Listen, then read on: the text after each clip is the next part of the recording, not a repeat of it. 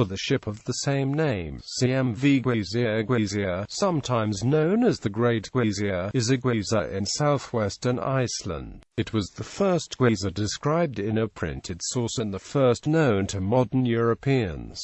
The English word geyser derives from Geysir. The name Geysir itself is derived from the Icelandic verb geyser, to gush, the verb from Old Norse. Geysir lies in the Geysir valley on the slopes of Laugafjall Hill, which is also the home to Strokkur Geyser about 50 meters south. Eruptions at Geysir can hurl boiling water up to 70 meters in the air. However, eruptions may be infrequent, and have in the past stopped altogether for years at a time. History. The research of Sinter shows that Geysir has been active for approximately 10,000 years. The oldest accounts of hot springs at Geysir date back to 1294, when earthquakes in the area caused significant changes in local neighboring landscape, creating several new hot springs. Changes in the activity of Geysir and the surrounding geysers are strongly related to earthquake activity. In records dated 1630, the geysers erupted so violently that the valley around them trembled. The place name, Geysir, has been first mentioned in written sources in 18th century and, as unusual natural phenomena were of high interest to the society during the Age of Enlightenment, the term became popular and has been used for similar hydrothermal features worldwide since then.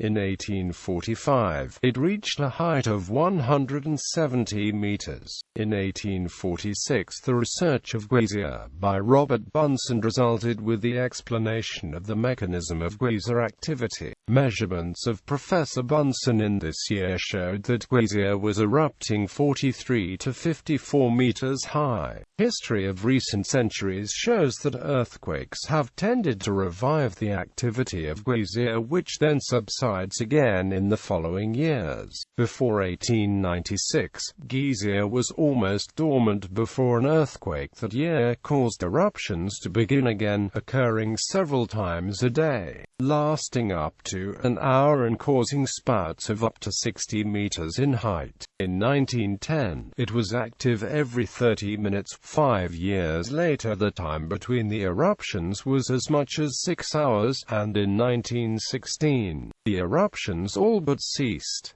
In 1935, a man-made channel was dug through the silica rim around the edge of the geyser vent. This ditch caused a lowering of the water table and a revival in activity. Gradually, this channel became too clogged with silica and eruptions again became rare. In 1981, the ditch was cleared again and eruptions could be stimulated on special occasions by the addition of soap. Following environmental concerns, the practice of adding soap was seldom employed during the 1990s.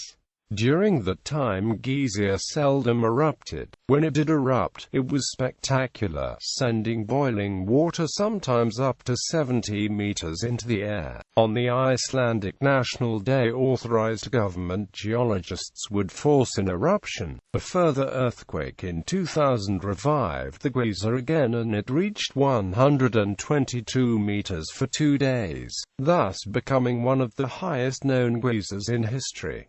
Initially, eruptions were taking place on average 8 times a day. By July 2003, this activity had again decreased to around 3 times per day. The nearby geyser Strokkur erupts much more frequently than Geysir, erupting to heights of up to 30 meters every few minutes. Strokkur's activity has also been affected by earthquakes, although to a lesser extent than the Great Geysir, due to its eruption frequency. Online photos and videos of Strokkur are regularly mislabeled as depicting Geysir. There are around 30 much smaller geysers and hot pools in the area, including one called Little Geysir. Descriptions of the Great Geysir and Strokkur have been given in many travel guides to Iceland published from the 18th century onwards. Together with Thingvellir and the Gullfoss waterfall, they are part of the Golden Circle that make up the most famous tourist route in the country. Ownership of the Geysir area.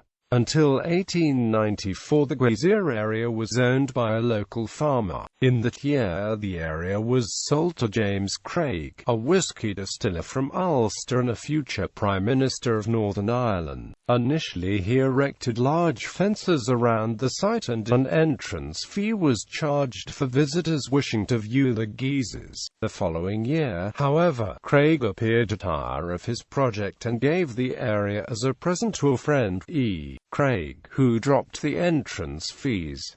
Later Craig's nephew Hugh Rogers inherited the site. In 1935 he sold the site to film director Sigurður Jónasson, who subsequently donated it to the Icelandic people in perpetuity.